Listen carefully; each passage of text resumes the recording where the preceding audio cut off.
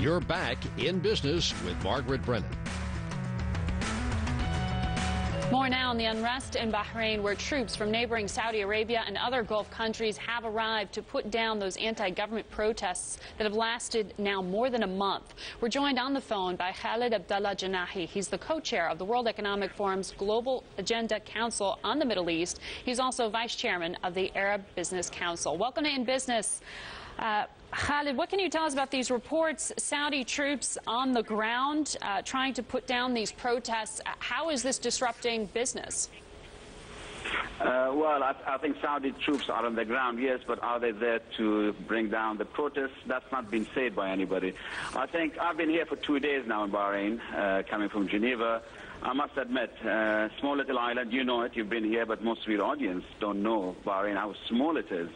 And such a small place like Bahrain, the divide between the community is unbelievable. The sectarian polarization in Bahrain is so big that people have basically got distrust between each other, and that is dangerous. I've been saying this for a long time. It's going to be extremely dangerous, and the reason is that we allowed this to happen over the past 10 years by creating so-called political, sectarial societies, basically representing the people, and suddenly then you have the divide getting bigger and bigger between the two parties. Well, and you have the Crown Prince saying that he would enter into some kind of dialogue with the opposition over the weekend, but that doesn't seem to be enough. Do you think, given this sectarian situation, that Bahrain's on the verge of civil war?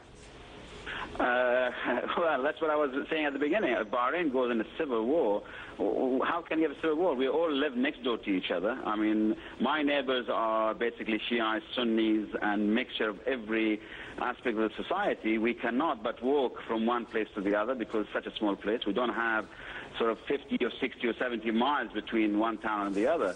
So it's going to be difficult to see how a civil war can exist in this place, although that's the way the people, the emotions are going forward. Yeah. And you're right, the Crown Prince has put forward, he's accepted 6 of the 12 preconditions that the opposition have put forward, and from my information that the opposition said if 4 of them are agreed upon, then they will enter the dialogue. Now 6 has been agreed upon. I think there was a very good article today in one of the papers here that we as people, we have lost our country ourselves, that we've allowed this to happen. We've allowed this thing which is deep down, this hatred which exists, by keeping it, by not bringing it out, is creating the problem that we have today.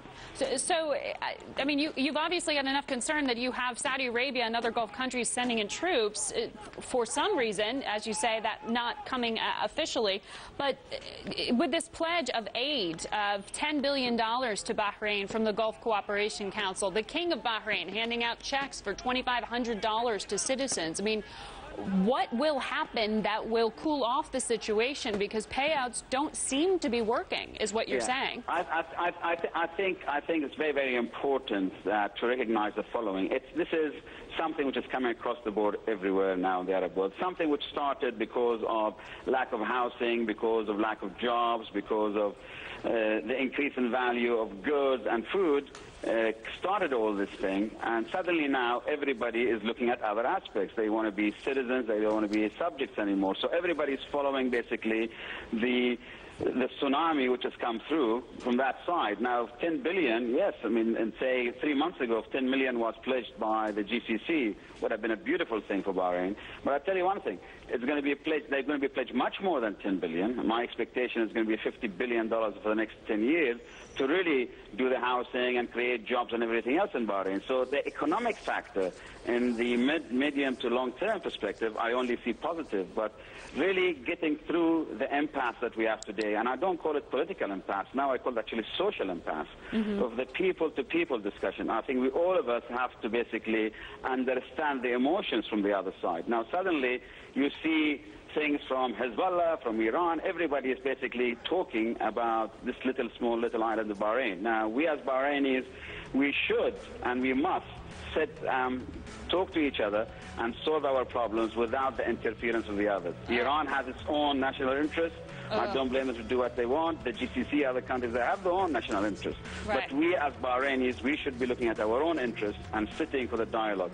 In fairness to the Crown Prince, he's really gone in a long way in terms of Bahrain, where we are today, you know Bahrain. Bahrain actually is ahead of its neighbors by a long shot when it comes to openness, when it comes to freedom of speech and everything else. We are ahead of everybody else. However, because we need that additional sitting across the table and really putting everything on the table now. Khalid, we have to leave it there, but the world is watching. We'll continue to watch, and I know the world banking community is as well. We'll be back in a moment.